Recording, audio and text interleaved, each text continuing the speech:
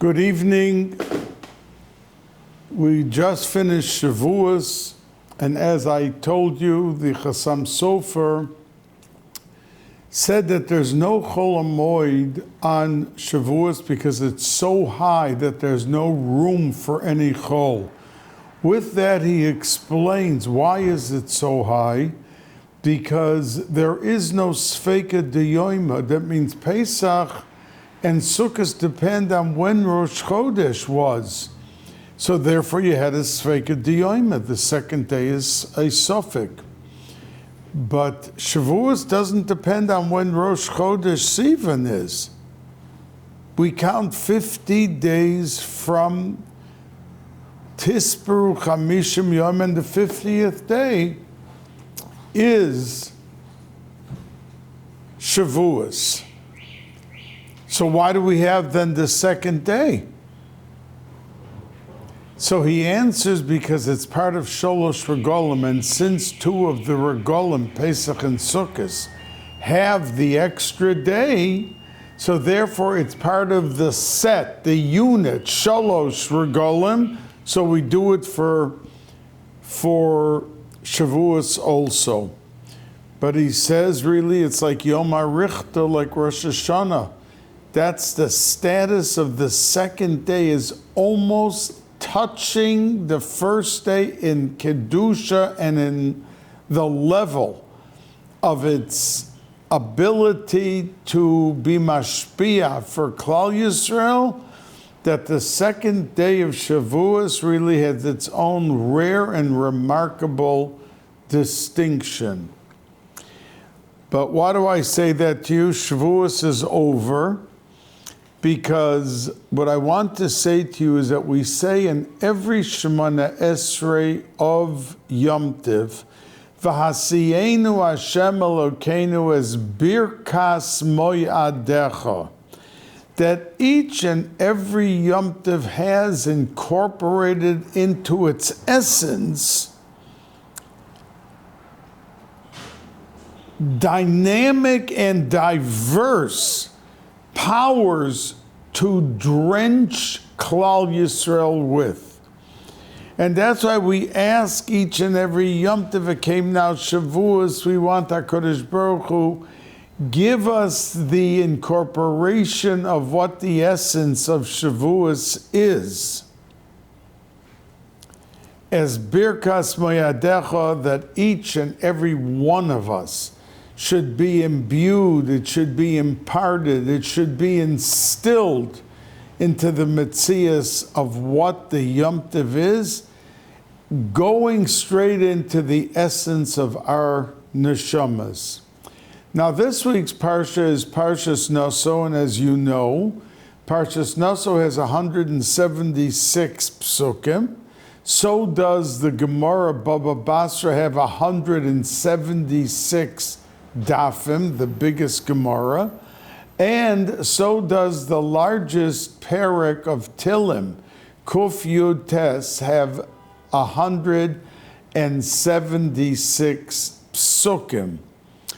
So our Sedra has the 176 psukim, and the ability of Naso, for instance, Naso is the only Sedra that has Birchas Koyanim, that the tzivui of Klal Yisrael to the Koyanim, the Torah, HaKadosh Baruch Hu, said, Ko sevarachu as b'nei Yisrael amor lohem, that a Kohen is imbued and given the schus to be the vehicle of bringing bracha to Klal Yisrael. Now, I said to you 2 weeks ago, because it's nogeya to this, a rokeach who's a rishon in Parshas Bechukosai, and he said that for the first 12 or 15 psukim there is no samach.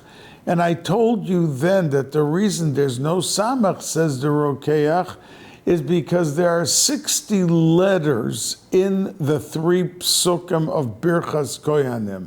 Yivarechecha Hashem v'yishmerecha, yo'er Hashem panav elecha v'chuneka, and Yisa Hashem panav elecha v'yosem l'cha shalom. 60 letters. Says the Rokeach, because in Bechukosai, it's all conditional. Im Bechukosai telechu, then it's v'nasati gishmechem b'itam v'nasati shalom boretz. But ve'im lo sishma'u, the pasuk continues and says that if you don't chas v'shalom listen, then all of these things we just told you will not happen. The opposite is going to happen, and we continue into the tochacha.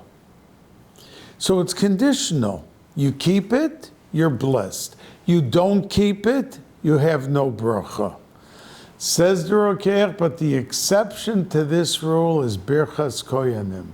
If you take a Rasha Marusha and he's standing in front of the Koyanim while they are duchening, he is saturated with the bracha, whether he's a tzaddik or a rasha. And there's no condition that if you're good, you'll get, and if you're not good, no such condition. So since it's not conditional, the remez to tell us this message is there's no samach in these psukim, because we want you to know that Birchas Kohanim stands above and beyond this entire inyan of keeping and not keeping and being punished and not punished. Has nothing to do with Birchas Kohanim. And that tzivoy we receive from the Torah itself. Now, I've mentioned to you on many occasions Rabbi Yehuda HaChassid, who lived, he was part of the Balei Toisvis, those were his chaverim, and they said on him that he had the power of Tanoim and Amoraim to walk into a cemetery and tell everyone to get out of the grave, to be Mechaya Mesim. And people to this day are afraid of doing anything that his takonas say don't do, like not to shine, and it's all al pi Kabbalah, because we don't understand it otherwise. When you travel, you don't shine your shoes. In the month of Shvat, you do not shecht geese. 2 brothers and 2 sisters should not marry each other and live in the same city, all 4 people, all 2 couples. And he has a whole list of things, and people are to this day shaking to keep carefully that which he said, and they call it the Kodesh Kadoshim of Rabbeinu HaChassid, Rabbeinu Yehuda HaChassid.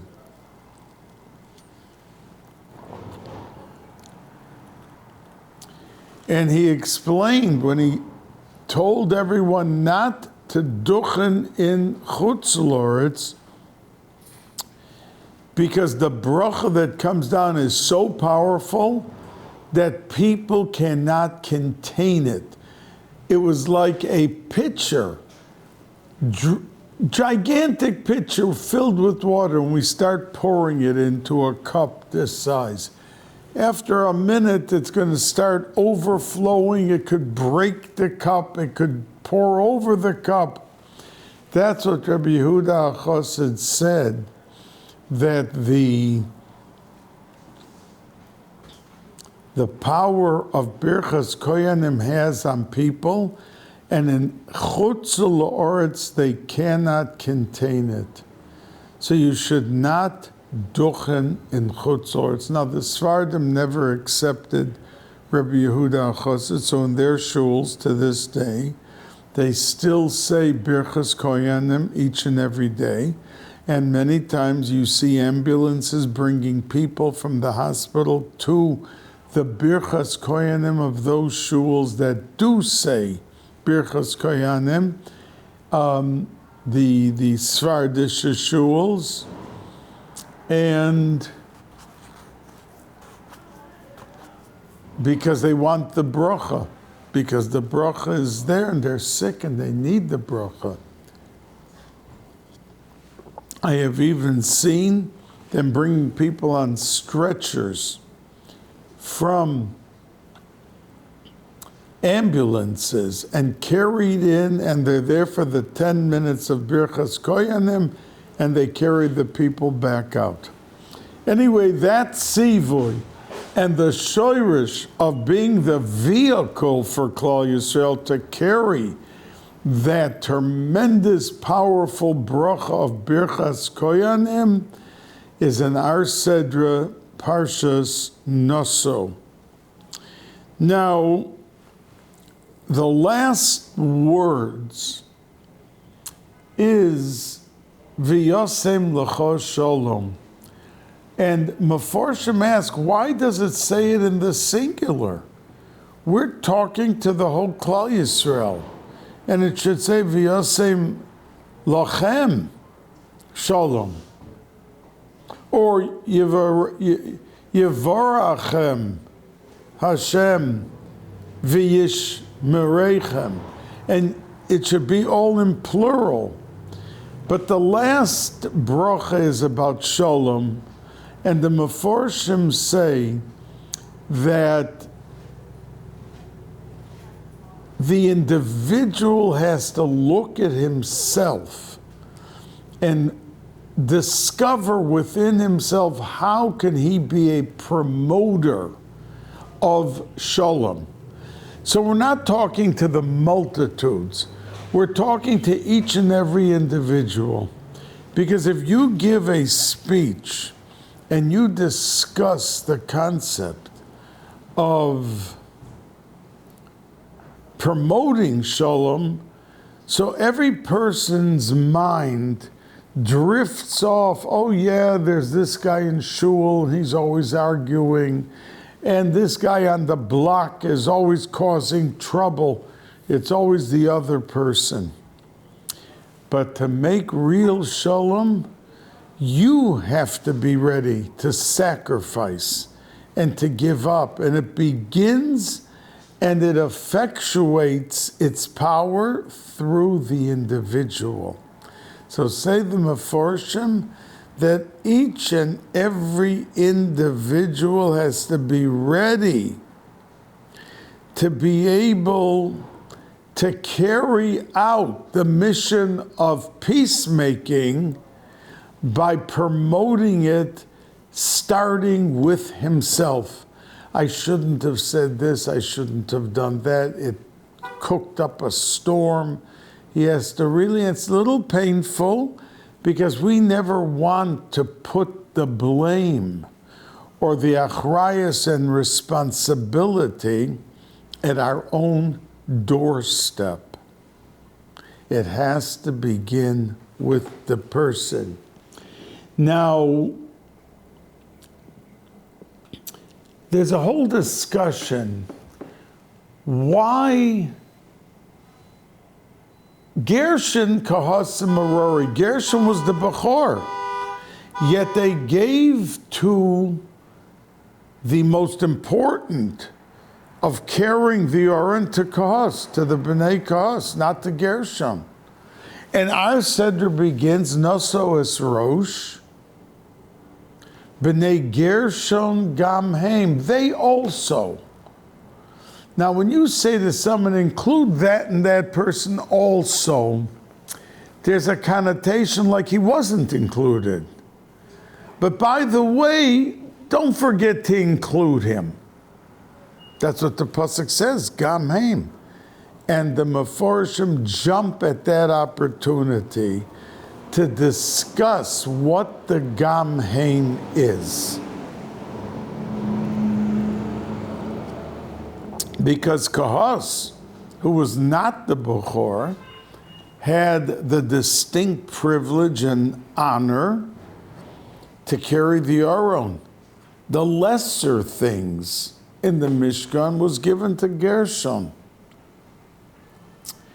And the Gam Haim substantiates it, because we're saying include them also.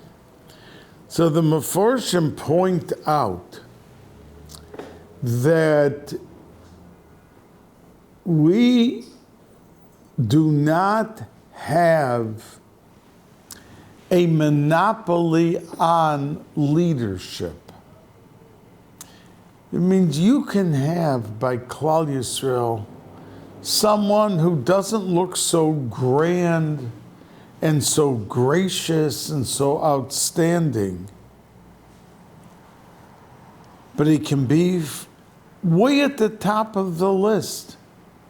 Like the Gemara says, that if you have a mamzer Talmud Chacham, he takes preference to a Kohen Gadol Am Haaretz. Now, somebody became a Kohen Gadol. I mean, look at the Lashon. If someone is an illegitimate Yid, but he's a Talmud Chacham, he gets priority and is first in line with everyone. And then comes the Kohen Gadol. He's secondary, he's third, he's fourth, but he's not first. Because leadership and greatness is nothing that is inherited.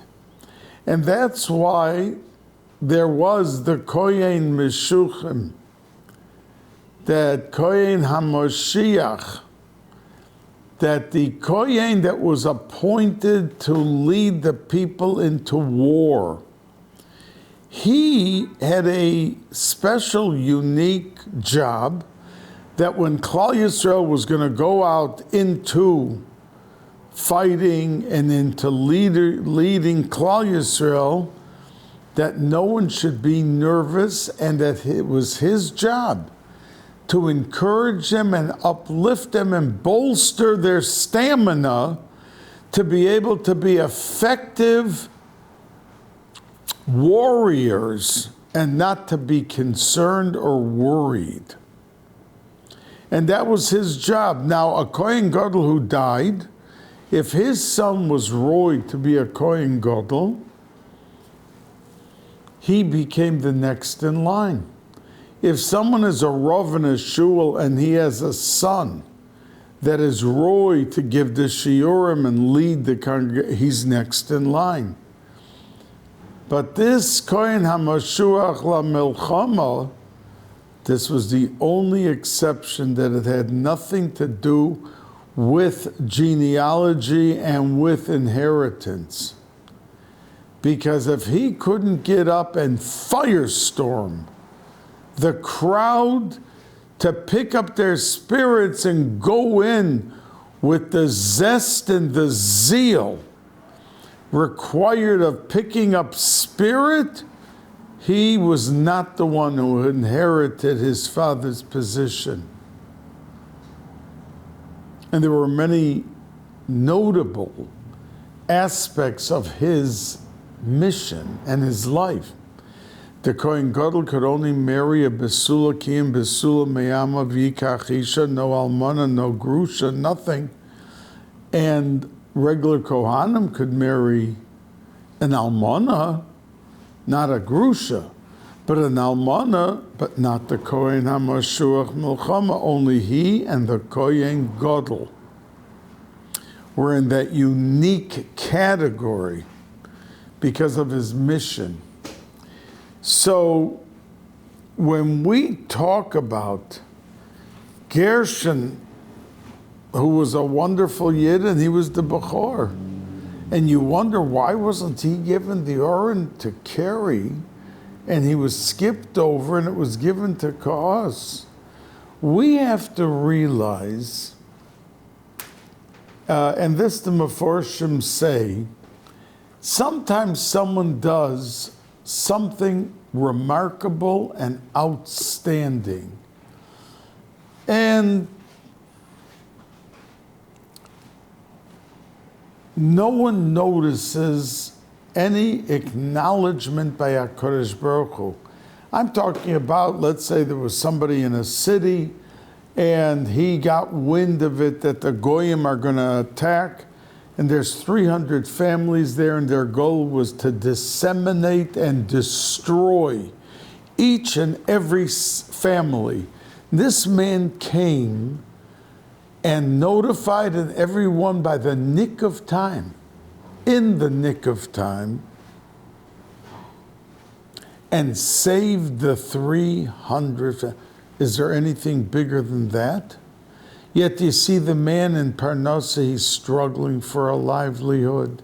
You see that in his life, he is around a circle of events.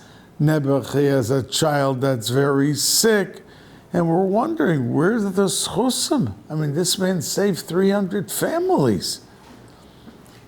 But they don't realize, because we are humans, and we want to see immediate results, that this man's family was b'sakana 26 years later, and miracle of miracles.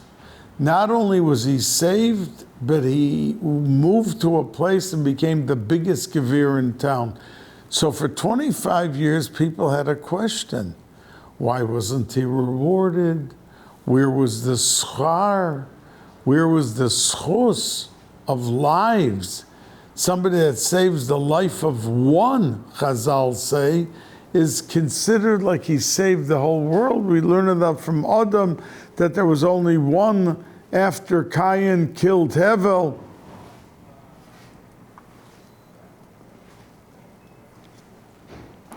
But that the Meforshim say, that explains why Gershom didn't get his rightful place, what we think is his rightful place of distinction in his lifetime. But look at the Doros that came from his mishpacha and his shevet. He was well paid for his life and that which he accomplished. Now, we say before the parsha of Soita and Nazir, parked in right between Sheni and Shlishi, is the parsha of Gezel Hager, and it says that in the psukim, that he has to bring a korban. And what's that mean, Gezel Hager? It's a parsha that if somebody becomes a ger and someone ba'avels him, yeah, he sees just a ger, a secondary citizen in line, in prominence. And what is the parsha? The parsha is Gezel Hager, that someone becomes a full ger, and the next week he goes to the mikveh erev Shabbos, and after he gets dressed, he realized somebody took his wallet. So that's what this parsha Gezel Hager is talking about. He picked on the ger because he felt he's of inferior status, and that he could treat him, he wouldn't go rob Chaim or Ruvain. But the ger, he has to bring a korban, and he has that distinction of a parsha written about him, and he has to bring a korban because he misused, he abused the status of gerus. And it's a separate parsha. It's right before the parsha of Soita. And the Ishas Kadoshav Lo Yiyu, the parsha says that he has to give a korban and he has to give to the kohen. And the kohen, the pasuk says, to the person who gives to him, and the kohen who receives it, lo yiyah, it will be to him. And all the meforshim want to know, what's these words, lo yiyah? If I give to a kohen, so, and I'm keeping the psukim, I'm keeping the mitzvah of giving to a kohen whatever the korban is, why do I have to say lo yiyah, that to the kohen's going to get it? But the meforshim say you're not touching the pasuk correctly. What it wants to be merames is that a person who gives to the kohen should never think that he ever lost anything by giving away from his wealth or his possession. There was a story with Moshe Montefiore, and King Victoria once asked him, because he used to lend the government, the British government, money. He was so rich that when they needed money and they were short on money, they used to borrow from him. So she once asked him, how much money do you think you possess? So he answered her 2 days later, I think it's this and this amount. So she said to him, why are you lying to me? The whole world knows that you're worth so much more money than what you're saying. So he answered and said, because all of those millions and billions that you're saying I have, in 1 minute I can lose it. The government could take it, I could be robbed, but what I gave to tzedakah in my lifetime, that could never be taken from me. No matter who the government is, no matter who the ganef is, it could never be taken from me once I gave the tzedakah. Say the meforshim, that's the remez in this pasuk by Gezel Hager. Lo yihiyah is going on the person who gave it. That once he gives it, the schus ha-tzedakah could never be taken away. And that's why it says in the Gemara that there are 2 columns on an accounting for every yid. That there's one source that are a column of all the schusim, the tzedakahs, the everything that he did. And then there's another column of the debits. You owe Shemayim for this that you did, and you owe for that. And one column does not affect the other column.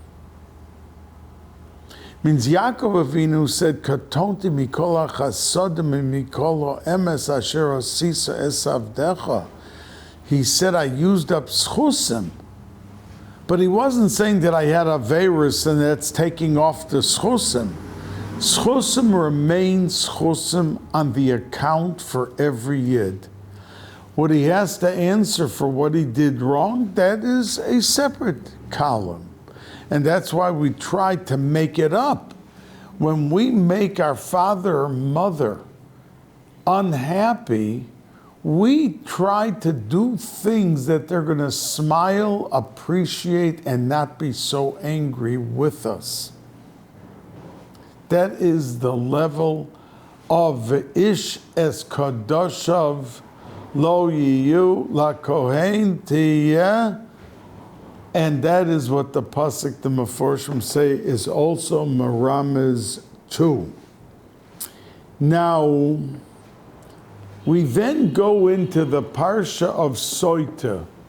At the end, and it says, right after the Parsha of Soita is the Parsha of Nazir. And Nazir, the Gemara says, why are those juxtaposition, one right after the other? Says the Gemara, because kol haroya soita bekilkula, that anyone that sees a soita Yazir atzmo min hayayin. He should refrain from drinking wine. He should become a nazir. Now,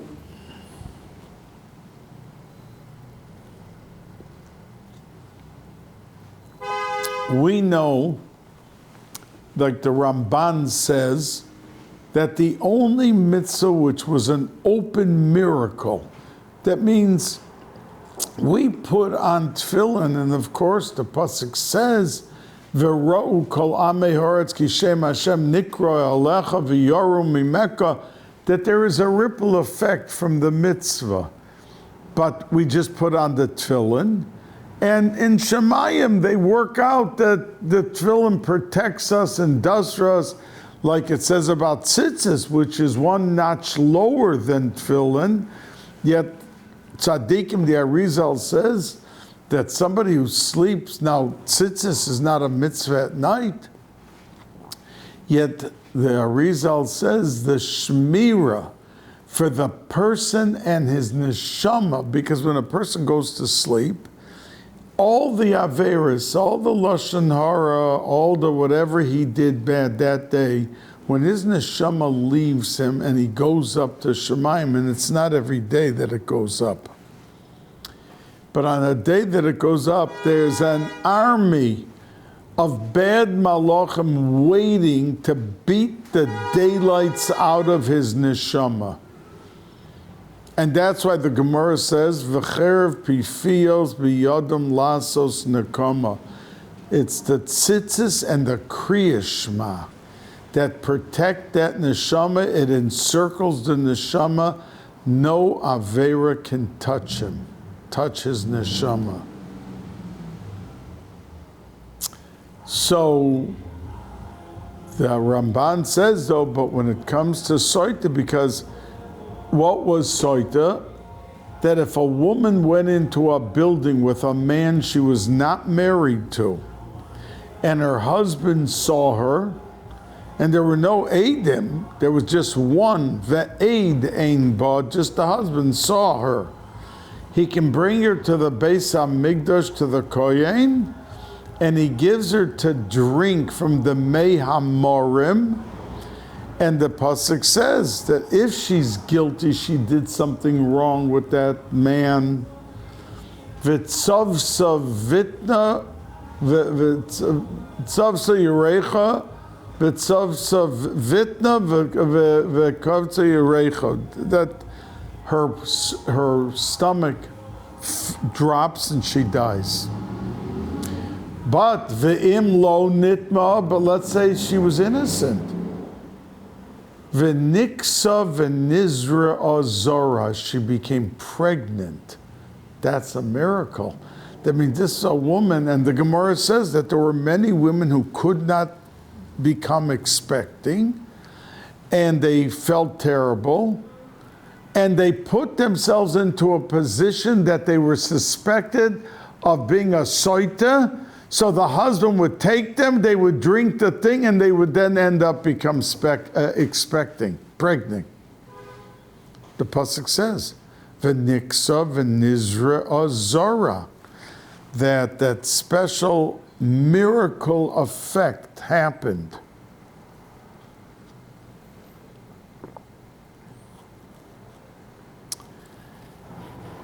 But the question is asked, why Yazer Atzmo? Somebody sees what's going on with a soita, and he's there outside the Bais Hamikdash, and they're carrying out the dead body if she dies.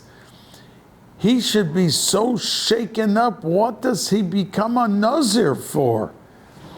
He should run to do tshuva for all of his avera. I mean, that would shake up anyone who would visibly see such a scene. But the Chazal say, what is it that brought this woman to be a soita? She could not limit her temptation level. Now, we're not talking about the women who were innocent and they just had a way to go in the back door to become expecting. But someone Nebuchadnezzar died. So it says that that is the effect of wine.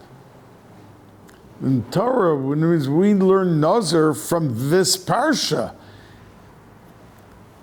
and says the Arizal that when that Adam Arishon was told that for 3 hours he is not allowed to eat from the Eitz Hadas. Now I know that the storybooks, especially the ones that have the pictures, when they talk about the forbidden fruit and they have a big apple, that Adam went and ate the apple, the forbidden apple, there was no apple. There are 4 opinions in the Gemara what they ate. And the Arizal says what it actually was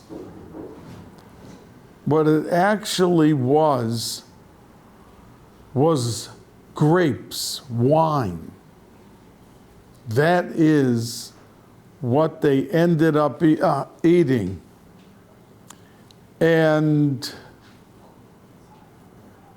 had they waited, because HaKadosh Baruch Hu told him, you can only from when you're created now, this 9th hour, 3 o'clock in the afternoon, you can't eat from the Eitz Hadas until 6 o'clock when you make Kiddush.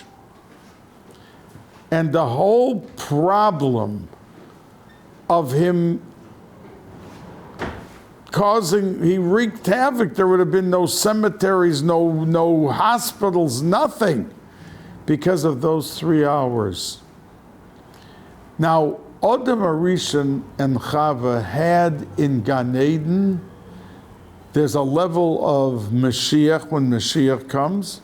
Then there's a level, the next highest level, Tchias HaMesim. And then we go to the level of Olam Haba.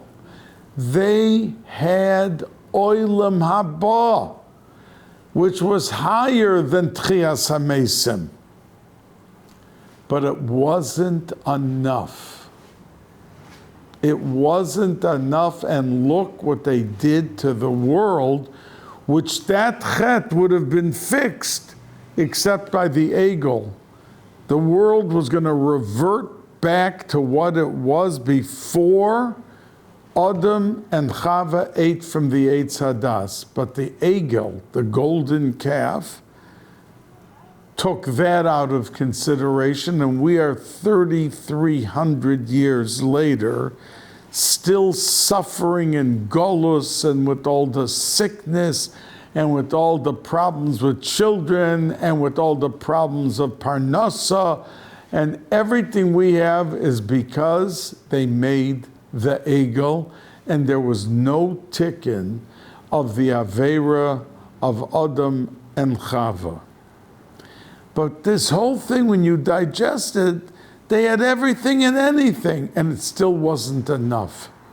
And that's the reason that the Nazir, when he saw such a thing happen, that the woman was married, and everyone has problems in their life, but she went to seek greater pastures. And that's really when a person drinks wine. He could live very well without the wine. But that's a temptation that when some people, they pass alcohol, they have to have a drink, because it lures them into a state, a frame of mind, and a state of being that lures them in to the arena of no control. So the reason that the person became a Nazir and then he couldn't drink any wine was because he had to realize and appreciate that he was going to abstain from all the extras, that life provides such goodness and such dynamics that we have to be kissing the floor every day. There's people that can't get out of the bed in the morning, that they have to bring Hatzolah or bring people to help them get out, and then they can't stand up. There's this problem, that problem. But when someone gets right out of bed and runs to daven and runs to the mikveh, to shower, to this, and then he goes to do all the good and the brachas and the Torah and the chesed, he should be kissing the floor every single day. But that, the Mefarshim say, is why it was wine that the Torah commanded that he should abstain from. Because that's not a staple. It's not milk or bread, but it is something which is the extras, the arena of extra. And the Gemara Taka says that why should he have to go and become a Nazir? He saw what happened to the Soita. That's not enough to shake him up? And the answer is no. Because once a person sees something terrible, he's 1 inch closer to being able to do it. It should be the opposite. Once he sees the ramification and the results, he should run the other way quicker. But that's not what the Gemara says. And for instance, when the Skver Rebbe, Zecher Tzadik V'Kodesh Levracha, he made Square Town, so when the mayor of Square Town, one of the Hasidish Yungalite, was asked by the press why the Rebbe made this town, we understand he wants to be separated from all of the lack of tznius, he wants the kids to grow up to hoirim. So he answered the press, the goyim, the Gentiles, the world. Imagine all the televisions, a child that's sitting in front of a television from age 2 or 3, almost the rest of his life. Some sit an hour, some sit 5 hours of their life, their time, their precious gift of life and time every day. Now, that person that's 3 years old and looking at a television, how many people does he see killed in the episodes? If he's watching every day, he sees in a year 100 people killed, 200 people, because that's some of the adventure to capture the attention and the mind and the thirst of watching the television. So if he went after 10 years of watching television, and he was outside in the street, and chas v'shalom, a car with goyim passed by, and they took a gun and shot a yid in the street, they wouldn't have the same shot. Oh, they'd be terrified, but they wouldn't have the same level of someone living in Square Town that there was no television. And he never saw a person being killed. And now that he came, when he's 40, and he sees in front of his eyes someone being killed, so the shock and the devastation to the person is unbelievable. And that's what he answered the public press, that we want to make the value of life, and that every child has a heightened sense of love and respect and thirst for life, because he doesn't see it being taken every 5 minutes on a television set. Now, in our parsha, after we finish with the Nazir, it says when he finishes his Zman, because a person could become a Nazir for 30 days, for 60 days, for a year, for his whole lifetime. He chooses what he wants. So, but when he finishes, let's say he takes for 30 days, doesn't cut his hair, doesn't be metama himself, and he brings a korban. So the pasuk says, Yavi oso, he brings him. So the Meshech Chochma, Reb Chaim Oizer, Zecher Tzadik V'Kadosh Levrocha, asked the question, what do you mean, why does the pasuk says, Yavi oso, he brings him? Who's the him? It's himself, that he finished the Nazirus and he has to go bring the korban.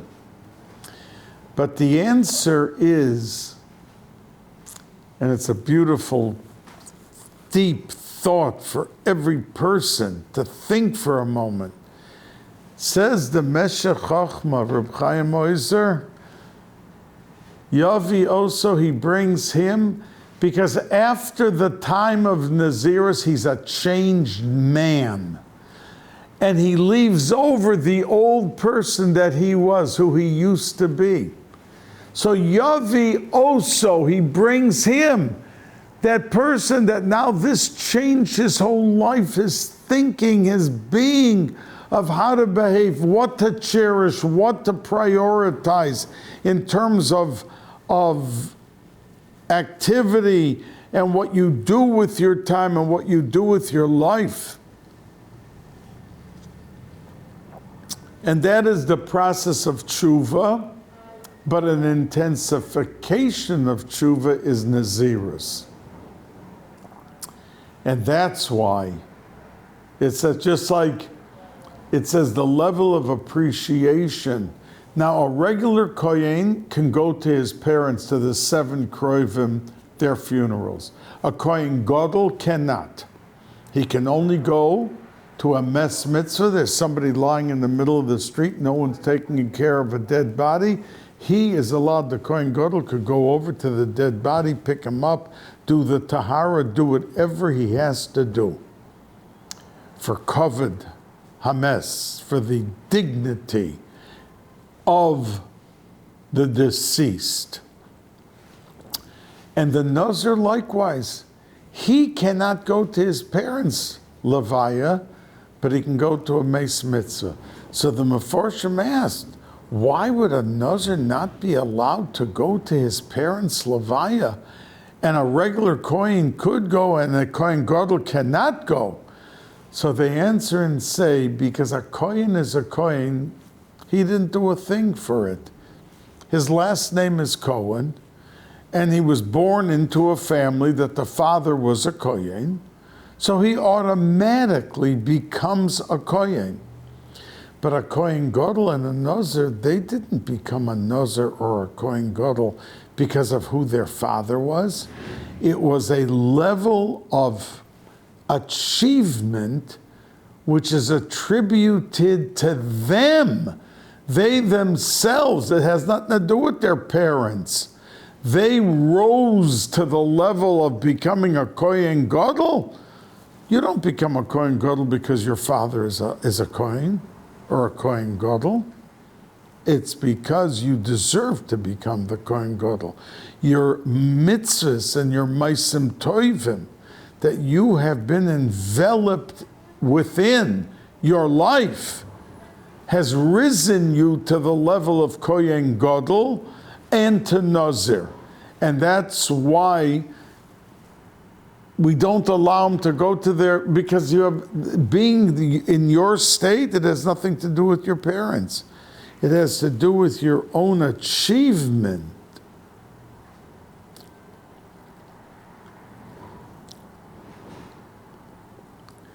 So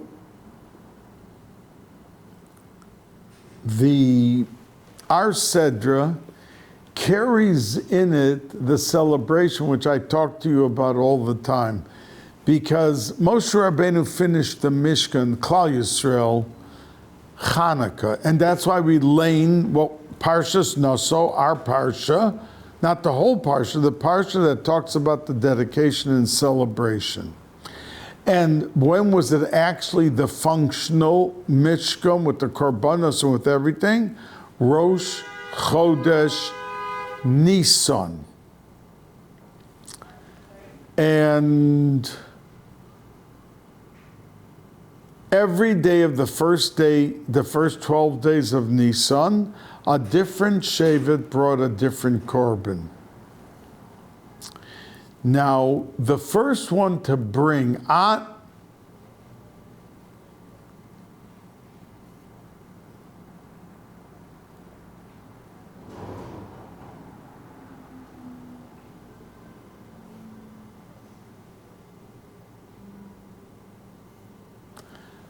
on Rosh Chodesh was Nachshon ben Aminadav Lamate Yehuda. Yehuda was given the honor of the first day.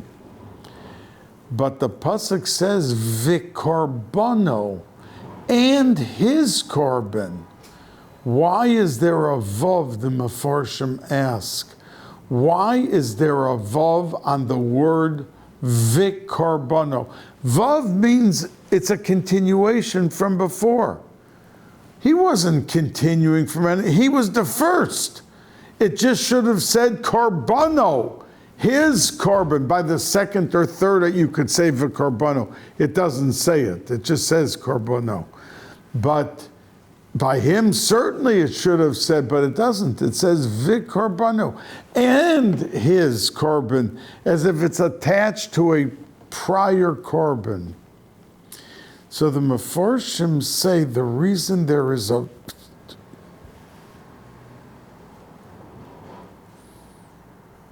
vav in front of the word korbono is because it wasn't Yehuda, but it was a message to the people who are the first in doing special mitzvahs and special inyonim, that it could go to their head. That means when there's 10 people, or there were here 12, every day someone else brought a korban from a different shevet. Once the second, the third, the fifth, the 10th, they didn't look at themselves as if they were unique and special and just look at the honor being given them, because they're the 10th doing it in 10 days.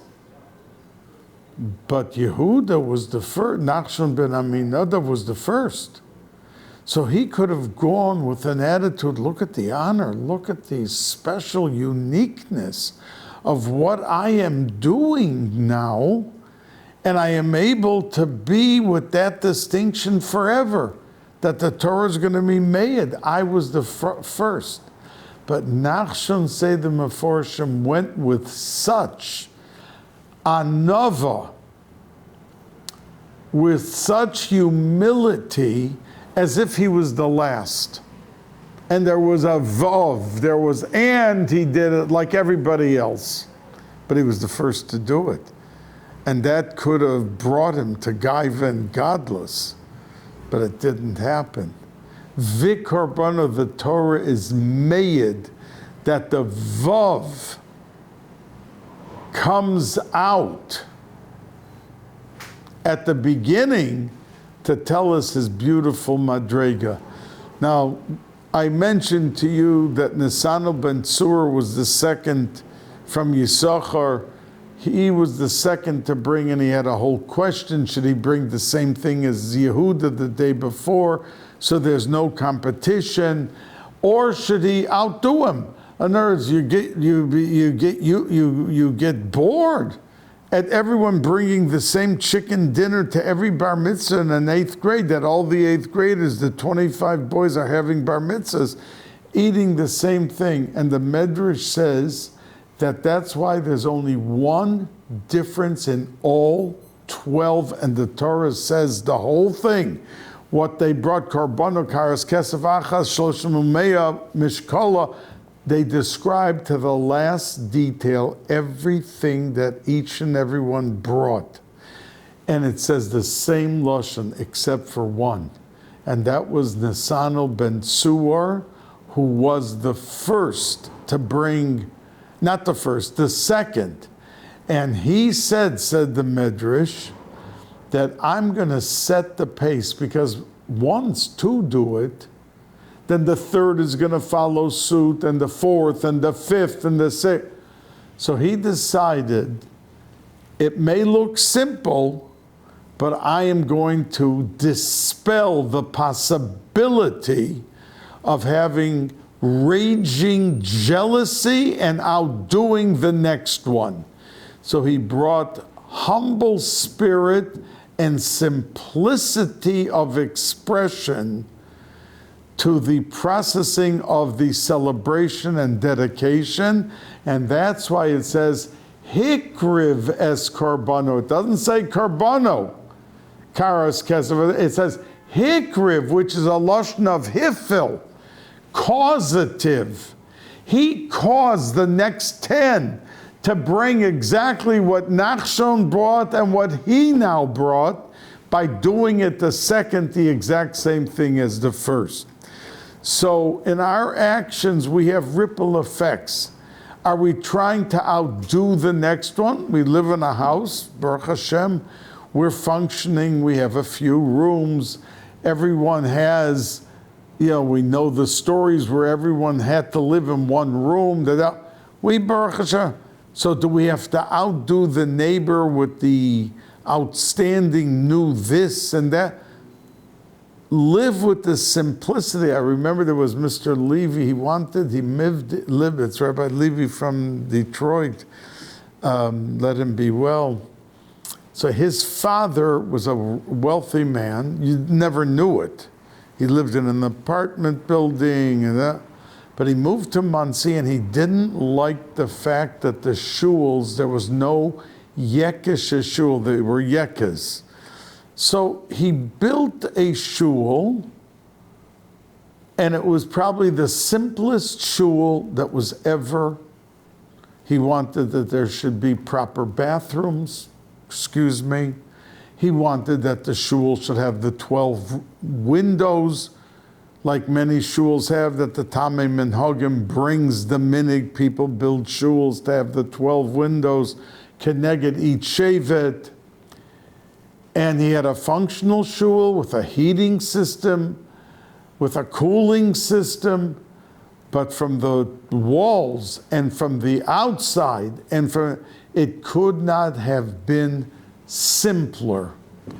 He said, I don't want any envy or any jealousy.